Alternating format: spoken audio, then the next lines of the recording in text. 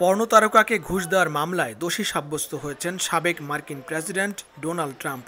আগামী ১১ জুলাই এই মামলার আনুষ্ঠানিক রায় ঘোষণা করবেন বিচারক।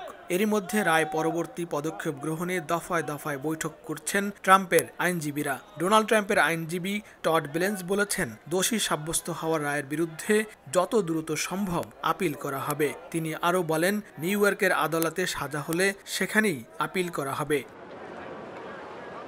এদিকে ট্রাম্পের দোষী সাব্যস্ত হওয়ার ঘটনা নিয়ে বিশ্বজুড়ে চলছে নানা আলোচনা ও প্রতিক্রিয়া। এক আনুষ্ঠানিক প্রতিক্রিয়ায় ট্রাম্পের প্রতিপক্ষ যুক্তরাষ্ট্রের প্রেসিডেন্ট জো বাইডেন বলেছেন, আদালতে ডোনাল্ড ট্রাম্পকে আত্মপক্ষ সমর্থনের সুযোগ দেওয়া হয়েছিল। হোয়াইট হাউসে রায়ের প্রতিক্রিয়ায় বাইডেন বলেন, জুরিরা কয়েক সপ্তাহ ধরে সাক্ষ্য শুনে সতর্কতার সঙ্গে তা বিবেচনায় নিয়ে সর্বসম্মত রায় দিয়েছেন এবং ২৫০ বছর ধরে এভাবেই চলছে মার্কিন বিচার ব্যবস্থা।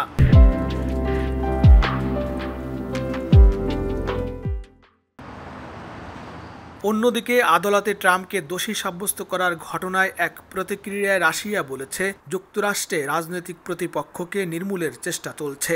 রাশিয়ার ক্রেমলিনের মুখপাত্র দিমিত্রি পেসকভ বলেন, এটা স্পষ্ট, যুক্তরাষ্ট্রে রাজনৈতিক প্রতিপক্ষকে বৈধ ও অবৈধ সম্ভাব্য সব উপায়ে নির্মূল করার চেষ্টা চলছে।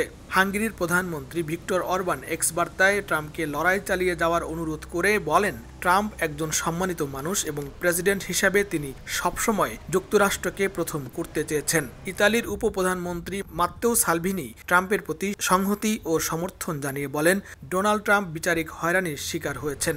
এছাড়াও প্রতিক্রিয়া জানিয়েছে যুক্তরাষ্ট্রের লেবার পার্টি, জাপানের চিফ ক্যাবিনেট সেক্রেটারি সহ বিভিন্ন দেশের নেতৃবৃন্দ। এদিকে রায় ঘোষণার কয়েক ঘন্টা পরেই সোশ্যাল মিডিয়া প্ল্যাটফর্ম ইনস্টাগ্রামে বাবাকে নিয়ে একটি ছবি শেয়ার করেছেন ট্রাম্প কন্যা ইভাঙ্কা ট্রাম্প।